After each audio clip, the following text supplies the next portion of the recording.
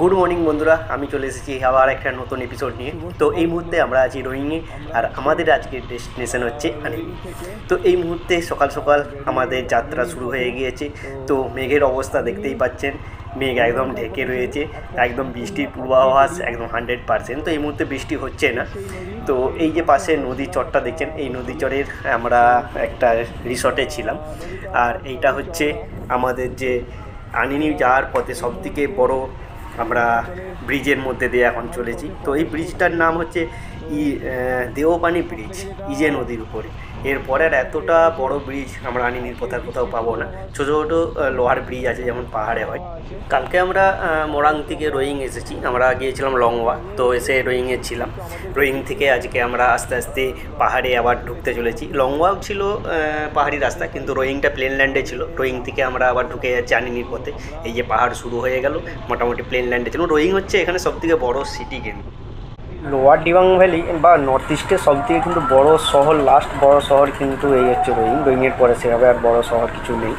তবে মোটামুটি আমরা এখন 1800 বা 2000 ফিটের মোটামুটি উচ্চতায় আছি। এরপরে আমরা আস্তে আস্তে 8000 ফুটে একদম মায়োডিয়া পাশে চলে যাব। তবে আস্তে আস্তে আমরা পুরোটা আপ হিলে এখন রাইড করব। তবে মোটামুটি রাস্তার কন্ডিশন খুব একটা যে খারাপ বলবো না, খুবই ঝাঁচকচকে রোড। তবে ওয়েদার কন্ডিশন কিন্তু খুব একটা ভালো ঠেকছে না। তবে এর মধ্যে আমাদের যাত্রা চলছে, দেখা যাক। আমার দিকে আজকে 225 কিলোমিটারের মতো রাস্তা আমার দিকে আজকে বাড়ি দিতে হবে। তবে রাস্তা যদি এই রকম পরিষ্কার থাকে তো মোটামুটি পৌঁছে যাব। তবে রাস্তার কন্ডিশন আগে কী হবে জানি না। তবে রোয়িং থেকে 10-15 কিলোমিটার উপরে এসে এই যে সামনে ক্যাফেটেরিয়াটা দেখছেন, এখান থেকে কিন্তু এখানের যে ব্রহ্মপুত্রের ভিউ পয়েন্ট একটা আলাদাই। কালকে আমরা এসেছিলাম এখানে, তো এখানে এসে দেখতে পারেন, একদম মন ভুলে যাবে আপনার। মনে হবে যেন স্বর্গ থেকে ব্রহ্মপুত্র নেমে এসে রোয়িংয়ের পথে পা দিয়েছে, আলাদাই। শুরু হয়ে গিয়েছে, পিটি করে বৃষ্টি পড়ছে। তবে এই পাহাড়ি পথে আনিনি অনেকটাই দুর্গম, এবং দুর্গম মানে অনেকটাই। এখানে খুব একটা পর্যটক খুব একটা আসে না। তো এই শুরু হয়েছে এই দিকে আসা মানুষের বেশি। অবশ্যই এই নর্থ ইস্টের সৌন্দর্য দেখা এবং সবাইকে উপভোগ করা, এখানে মানুষের কালচার, এখানে প্রাকৃতিক পরিবেশ যে দুহাত ভরে এখানে উজাড় করে দিয়েছে, সেই পরিবেশকে দেখা, নেচারকে দেখা, উপভোগ করা সত্যি। বর্ষাকালে নর্থ ইস্টে আসলে আপনার যেটার অভাব হবে না সেটা হচ্ছে এরকম জলধারা। গোটা পাহাড় জুড়ে অসংখ্য জলধারা এরকম একদম গা ভর্তি জল নিয়ে নিচের দিকে নেমে আসবে। এবং এখানে যে নামার সময় যে আওয়াজটা, যে গর্জন, সেটা আলাদা একটা ভয়ানক গর্জন লাগে সত্যি। এখান থেকে আমরা অনেক আরও আগে দেখবো হয়তো। তবে এই মুহূর্তে এটাকে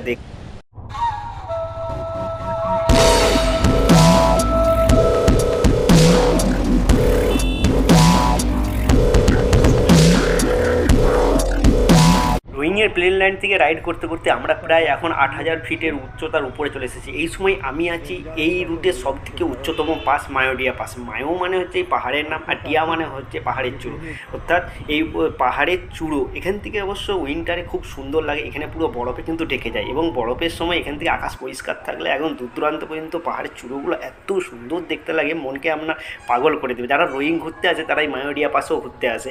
এখানে অবশ্য বাস সার্ভিসও চলে। তবে এই পথটা সত্যি খুব দুর্গম। এখানে মায়োডিয়া পাস পর্যন্ত রাস্তা ভালো চলে, এই পথ থেকে কিন্তু রাস্তা দেখতে পাচ্ছেন মানে ডেঞ্জারাস হয়ে যাচ্ছে। আর পাশেই বয়ে চলেছে দিবাং রিভার। সত্যি খুবই সুন্দর একটা বৃষ্টির মধ্যে তবে ভয়ঙ্কর যাত্রা চলছে আমাদের। তবে আমরা এখান থেকে হুল্লি যাব, হুল্লিতে দেখি কিছু খাবার পাওয়া যায় কি না। বৃষ্টির জন্য সমস্ত রাস্তাঘাটে সব দোকানদানি বন্ধ। তো পেটে এখনও কিছু পড়েনি, সেই সকালবেলা রোয়িং থেকে খেয়ে বেরিয়েছিলাম। দাদা এই মুহূর্তে আমরা কোথায় আছি? হাঁটু বন্ধ করে না, এখন হুল্লিতে আছি। আমাদের বাড়ি হচ্ছে হুগলি জেলার পাশে, একটু তফাৎ আছে হুল্লিতে। কিন্তু বৃষ্টি 23 ঘন্টা হচ্ছে, 1 ঘন্টা ছাড় দেয় সকালবেলা বাইক প্যাক করার জন্য। তারপরে বৃষ্টি শুরু হয়ে যায়। 23 ঘন্টা ধরে বৃষ্টি হয়। মনি ভাইয়ের কি ফিলিংস লাগছে বৃষ্টিতে? হারিয়ে ফেলেছি, এত বৃষ্টি আমার লাইফ টাইম কখনো পাইনি। কোথায় কোথায় বুঝেছি, এখান দিয়ে ঢুকছি, মাথা দিয়ে ঢুকে পা দিয়ে জল। আমার একটু কালো ছিল, সাদা হয়ে যাবে। মালিকের কি খবর? কিছুই খবর নয়। আমার সকালবেলা আর্মি ট্রাকে 12টা বাজে দিয়েছে।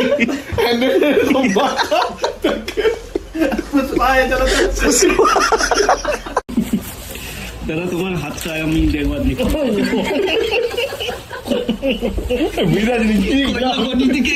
কাজ করে কয়লা শ্রমিক উঠে। আমরা এখন প্রায় দীর্ঘ 4 ঘন্টা বাইক রাইড করে আসার পরে এই বৃষ্টির মধ্যে এসে উপস্থিত হয়েছি হুল্লিতে। যখন এই হুল্লিতে আসার আগে আমাদের হুলহুলানি বার করে দিয়েছে একদম। রাস্তার কন্ডিশন ঠান্ডা এবং বৃষ্টি, এখানকার মানুষও বলছে যে আমাদেরকে মাথা খারাপ হয়ে গেছে এই বৃষ্টির মধ্যে আপনারা রাইড করতে আসছেন। যাই হোক, আমরা হুদাই গাড়ি চালিয়ে যাচ্ছি, দুপাশে কিছু দেখা যায়নি, শুধুমাত্র দেখতে পাচ্ছি। সত্যি বলবে, এর আগে আমরা অনেক জায়গায় রাইড করেছি। তবে দাদা পাঁচটার নাম কি ছিল? মহিয়ান নাকি ময়দান, ঠান্ডাটা ভুলে যাচ্ছে। যে ঠান্ডাটা আমরা এবছর অনুভব করেছি, আজ পর্যন্ত জন্মে এত রাইড আমরা হিমাচল কাশ্মীর লাদাখ রাইডেও বৃষ্টিতে ভিজে এবং সব মানে হাত কাজ করা বন্ধ হয়ে যাবে, মুখ দিয়ে কথা বেড়াচ্ছে। যাই হোক, আমরা একটু আগুনে নিজের দিকে একটু গরম ভাব দিয়ে এরপরে আমরা আবার নেক্সট ডেস্টিনেশন, এখান থেকে প্রায় এখনো 130 কিলোমিটার রাইড করে যেতে হবে। থার্ড হাইয়েস্ট পাস বুমলা বাস সেলা বাসের পরে, হামতা নয়, এই যে এইটা বুমলা সেলা আছে হাইয়েস্ট, তারপরে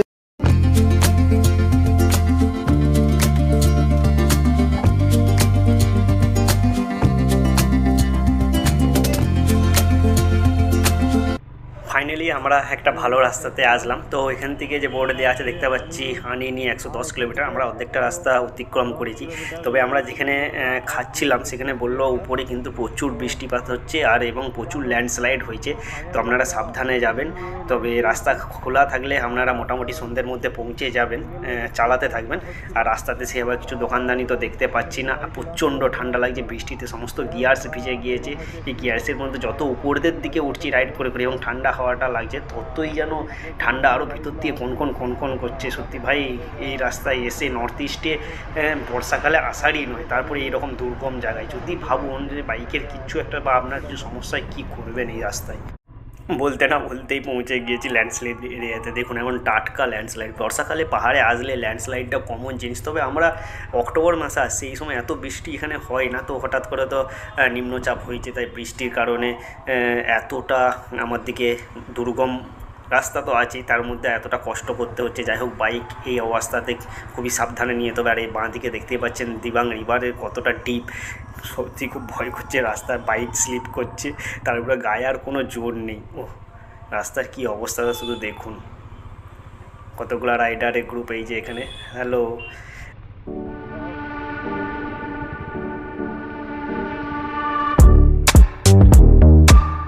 বাঁ দিকে শুধু জলধারাটা দেখুন, পুরো নদীর ভ্যালি বরাবর শুধু জলই আর জল, আর এবং গর্জনটা সামনের দিকে হয়তো ক্যামেরায় ধরা পড়ছে না, কিন্তু প্রচণ্ড গর্জন। তবে এই রাস্তাটা রাইড করতে করতে আমার স্পিতি ভ্যালির কথা মনে পড়ছে, এইরকমই রাস্তার মধ্যে দিয়ে আমরা রাইড করছিলাম। যাই হোক, আস্তে আস্তে ঠাকুরকে মহাদেবের আশীর্বাদে আমার দিকে আস্তে আস্তে এগোতে হবে। বৃষ্টির কারণে মেনলি এই ধসগুলো হয়েছে, দেখতে পাচ্ছেন পুরো রাস্তা ধসে চলে গিয়েছে, আবার নতুন করে জেসিবিতে কেটেই রাস্তা তৈরি করেছে, তাই এবং হালেই হয়েছে। দেখুন পুরো একদম কাঁচা মাটি, আর উপর দিয়ে পাহাড়ে টিপ টিপ টিপ টিপ করে জল পড়ছে, আর বাঁ দিকে এই সরু রাস্তার মধ্যে দিয়ে আমাদের রাইড করতে হচ্ছে। তাই আমরা ডান দিকে চলে এসেছি, দরকার নেই অতটা ওই সাইডে যাওয়ার। ওহ কী কন্ডিশন রে ভাই, কী দুর্গম।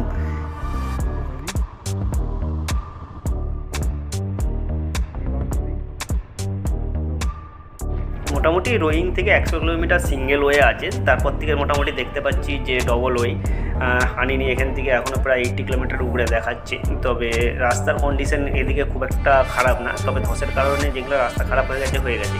তবে দেখতেই পাচ্ছেন রাস্তায় বৃষ্টির কারণে উপর দিয়ে কীভাবে স্টোন পেল্টিং হয়েছে, রাস্তার মধ্যে এভাবে পড়ে আছে। তবে এগুলো দেখে সাবধানে যেতে হবে, তা নাহলে যদি আপনার সামনের জায়গায় একটা পড়ে তো স্লিপ করে আপনার কাছাড় খাওয়া একদম অনিবার্য। আবার দেখুন এই সামনে এই যে ল্যান্ডস্লাইড হয়েছে, সত্যি কী অবস্থা, উপর দিয়ে কীভাবে কত জলধারা নিচের দিকে বয়ে এসেছে, দিয়ে এই রাস্তাগুলোকে ধসিয়েছে এবং কত পরিমাণে বৃষ্টি আছে। নর্থ ইস্টের বৃষ্টি মানে আপনি কল্পনা করতে পারবেন না কি বৃষ্টি। যাই হোক, আবার দেখুন রাস্তার সামনে ভালো।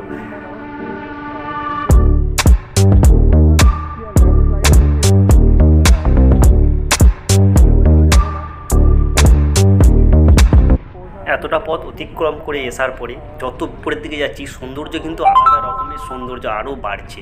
আর এখান থেকে দেখে এসে আমরা যখন সেই কুম্ফু পান্ডা সিনেমায় দেখেছিলাম চাইনিজ ফিল্মে যে চায়নার পাহাড়ের দৃশ্য, সেই এখান থেকে ঠিক সেই রকমই লাগছে। দেখুন এদিকে আবার ধস হয়েছে, সৌন্দর্য বাড়ছে, কিন্তু মেঘ থাকার কারণে সৌন্দর্য খুব একটা আমরা উপভোগ করতে পারছি না। যদি পরিষ্কার থাকতো হয়তো বিউটি আরও সুন্দর লাগতো। তবে অফবিট বলে তো ভাই অফবিটই একদম, কোনো লোকজন বা টুরিস্ট খুব একটা দেখছি না, কোনো গাড়ি ঘোড়া নেই। আর উপর থেকে যে গাড়িগুলো নেমে আসছে খুবই হাই স্পিডে নেমে আসছে। যখন আপনি এই রাস্তায় রাইড করবেন তো এই গাড়িগুলোকে সাবধানে আপনারা অতিক্রম করবেন, নাহলে অ্যাক্সিডেন্ট হতেই পারে বাই চান্স। ওয়েদার আমরা রোয়িংয়ে দেখেছিলাম, আপডেট যখন দেখছিলাম 100% বৃষ্টি। তবে বৃষ্টি দেখেছিলাম বলে যে এত পরিমাণেও বৃষ্টি হবে কল্পনা করতে পারিনি। ঠান্ডায় কিন্তু হাত পা সমস্ত শূন্য হয়ে যাচ্ছে, চালাতে পারছি না, হাত কনকন করছে। তার উপরে এইরকম রাস্তার কন্ডিশন কী যে আজকে, যাই হোক আমাদের কপালে কী আছে, মহাদেবের আশীর্বাদ থাকলে আমরা এই সমস্ত জিনিস সব অতিক্রম করে চলে যাব। আলটিমেট আজকে রোয়িংয়ের যে কী যে কটায় পৌঁছাতে পারবো বুঝতে পারছি না। এখনও এখান থেকে আমার দিকে প্রায় 70 কিলোমিটার পথ অতিক্রম করতে হবে।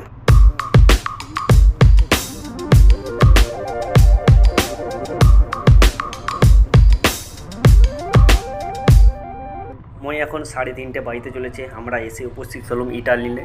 তো ইটালিন থেকে আনিনি খুব একটা বেশি না, প্রায় 45-50 কিলোমিটার হবে। তবে দেখতেই পাচ্ছেন বৃষ্টির কারণে একটা দোকানদানি কিচ্ছু এখানে নেই। তবে ইটালিনে মোটামুটি থাকার জায়গা নেই, থাকার জায়গা হয়তো হুনলিতেই শুধুমাত্র আছে। তারপরে আনিনির কোথাও থাকার জায়গা নেই। তবে ইটালিনে আপনার এখানে খাবার দোকান এখানে প্রচুর আছে। উপর থেকে আনিনি থেকে যখন গাড়িগুলো আসে বা রোয়িং থেকে আসে, এখানে সমস্ত গাড়িরা দাঁড়িয়ে এই যে এখানে টিফিন করে, যে দেখতেই পাচ্ছেন সবার রাস্তার ধারে করছে। তবে আমাদের আর দাঁড়ানোর ক্ষমতা নেই, আমরা সোজা আনিনি আগে যাব, যে আমরা এই সমস্ত জিনিসপত্র আগে ছেড়ে আগে লেপের তলায় ঢুকব।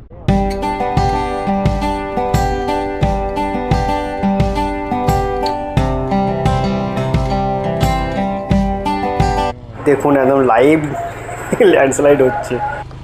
তবে এত জায়গা ঘুরে একটা জিনিস আমাদের অভিজ্ঞতা, যেই জায়গা যত দুর্গম হয় সেই জায়গার সৌন্দর্য তত বেশি হয়, এটা আপনি মিলিয়ে দেখবেন। তবে হয়তো আমরা এতটা কষ্ট করে আজকে যাচ্ছি, হয়তো আমাদের আগের দিকে হয়তো আরও কিছু ভালো অপেক্ষা করছে আমাদের জন্যে। তবে মহাদেব যতই আমাদেরকে এইভাবে পরীক্ষা নিক, আমরা তার পরীক্ষায় জয় করবই, আমরা আমাদের যাত্রা একদম শেষ করবই। তো সত্যিই খুবই কষ্টকর যাত্রা আজকে আমাদের, আর পারছি না, পেরে উঠতে পারছি না। একদম ফগ হয়ে যাচ্ছে রাস্তার কন্ডিশন, রাস্তায় এরকম পাথর পড়ে আছে। আমরা চেষ্টা করছি যতটা তাড়াতাড়ি রাইড করে আমরা রুমে পৌঁছাতে পারি। শরীর যেন আর টানছে না, সারাদিন কিছু খাওয়া হয়নি তার উপরে আবার।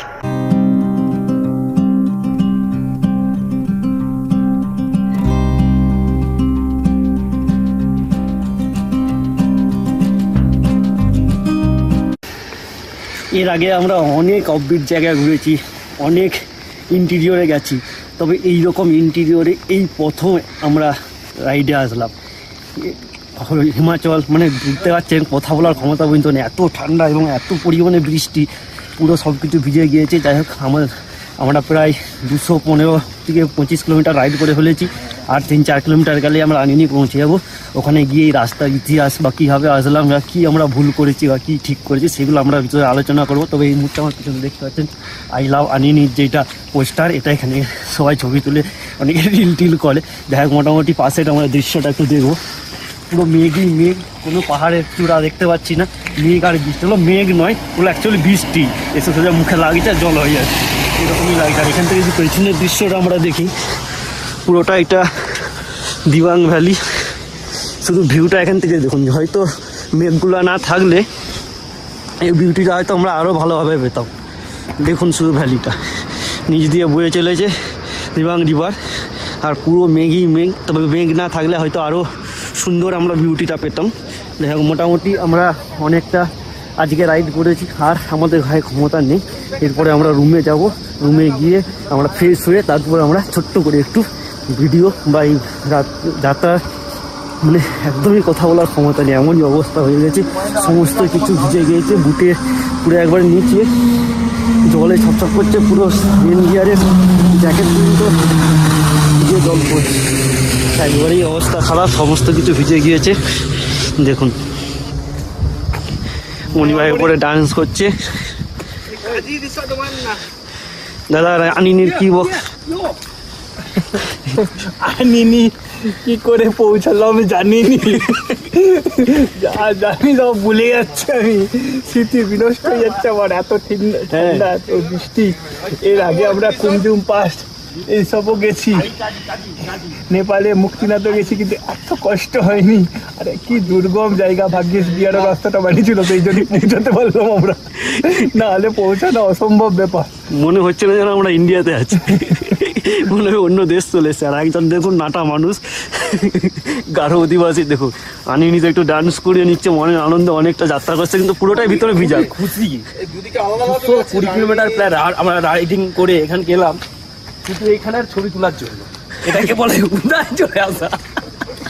কিছু দেখা যায়, কিছু মেঘ। একটুকুন আমরা বিউটি কিছু দেখতে পাইনি, শুধু দেখতে পাচ্ছি যে ততটুকু রাস্তারই পাশের পাহাড়টা আর মেঘ। দূরের পাহাড় তো ছেড়েই দিন, ভ্যালি তো ছেড়েই দিন। এইরকম করে আমরা রুমে যাই, রুমে ফ্রেশ হয়ে কথা বলবো। আমরা এসে উপস্থিত হয়েছি কাজী লজে, সমস্ত কিছু জিনিসপত্র ফেলে রেখে অভিজিৎ বাথরুমে। আর এই হচ্ছে আমাদের সমস্ত ভিজা জামা কাপড়কে মেলে দিচ্ছি। ইডি মনি ভাই দাদা লেপের মধ্যে ঢুকে গিয়েছে। আর মোটামুটি রুম পরিষ্কার পরিচ্ছন্ন, বড় ডবল বেডের রুম। আমাদের 2000 টাকা নিয়েছে। আর ব্যাগপত্র খুলে রেখেছি, সমস্ত কিছু জিনিস ভিজে গিয়েছে। এই দেখুন, কালকে সকালে মিলবো, মিলার জায়গা নেই এত। বাথরুমের কন্ডিশনও খুবই ভালো, গিজারে জল গরম করতে দেওয়া হয়েছে, এক একজনে সবাই চান করছে। মোটামুটি শরীর, মনিভাই আনন্দে নাচছে যে রুম পেয়ে গেছে। যাই হোক, সারাদিন পরে আমরা আজকে ভাতের খাবার পাচ্ছি। সকাল থেকে কিছুই খাওয়া হয়নি। যাই হোক, খুবই ঠান্ডা এখানে। ঠান্ডার মধ্যে এসে যা বলেছি যে যা হবে একটু রান্না করে দাও, খেয়ে দিয়ে আমরা আজকের মতন আজকে ঘুমাবো।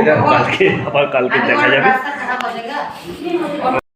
চিকেন আজকে আমাদের খাবার জন্য দিয়েছে ভাত, পাঁপড়, আলু ভাজা, চিকেন আর পেঁয়াজ লঙ্কা।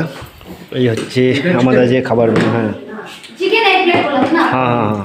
ও সুপা গ্রেভি नहीं बनता। ग्रेवी ये ऐसे बना दिया সারাদিনের পরে ভাত পেয়ে সব রাক্ষসের মতন খাচ্ছে। হামলি করছে সব, ও উপরে বেড়ায় মানে হামলি পড়ছে।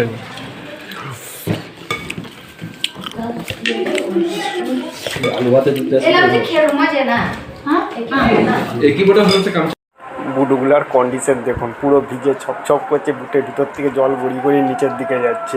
সবার বুট একদম পা ফা একদম সমস্ত ভিজে, সমস্ত গিয়ার্স। আর দেখুন এখনও পর্যন্ত বৃষ্টি হয়েই চলেছে সারা রাত, মানে দিন তো হচ্ছেই, রাত্রেও কী হবে কন্ডিশন জানি না। আর হচ্ছে কাজী লজ। এই যে এদিকে রুমগুলো দেখছেন, এদিকে রুমগুলো হচ্ছে 1500। এখানে সিঙ্গেল বেডের আছে, দুজন শুতে পারবে। আর আমাদের এই যে সমস্ত কিছু জিনিসপত্র, সমস্ত গিয়ার্স সমস্ত এখানে মিলে দিয়েছি। অন্য রুমের কেউ আর মিলে বলে জানি না, তবে খুব একটা লোকজন আজকে আসেনি বৃষ্টির কারণে। একটাই গাড়ি ওই যে সামনে দেখছেন, ওই বোলেরোতে এসছে, বাঙালি আছে অবশ্য কলকাতা। সময় এখন 9:30 বাজছে, পুরো চারদিক নিস্তব্ধ, শুধু বৃষ্টির আওয়াজই পাওয়া যাচ্ছে। তবে আজকের ব্লগ আমরা এখানেই শেষ করলাম। কালকে আমরা আনিনিতেই থাকছি, ঘুরে ঘুরে এখানে সমস্ত সাইট সিন দেখবো। এখান থেকে চিকু ক্যাম্প যাবো, ভ্রুনি যাব। আর এখানে গাড়ি আমাদের সারা রাত যাবত এই বৃষ্টিতেই ভিজছে, দেখুন এখানেই পড়ে রয়েছে। তো আজকের মতন আমাদের দেখা এখানেই শেষ। দেখা হবে কালকের ভিডিওতে। Good night. তার আগে পায়ের কন্ডিশনগুলো একটু দেখায়, দেখুন পুরো ভিজে সাদা হয়ে গিয়েছে একদম। আর এই পা ফেললেই শুধু হরকাচ্ছে, পুরো কুঁকড়ে কী অবস্থা। হাতটাও দেখাচ্ছে একটু, দেখুন এই দেখুন হাতেরও চামড়া সব কুঁকড়ে গেছে, গোটা শরীরই এরকম হয়ে গেছে। তো দেখা হবে কালকে। Good night.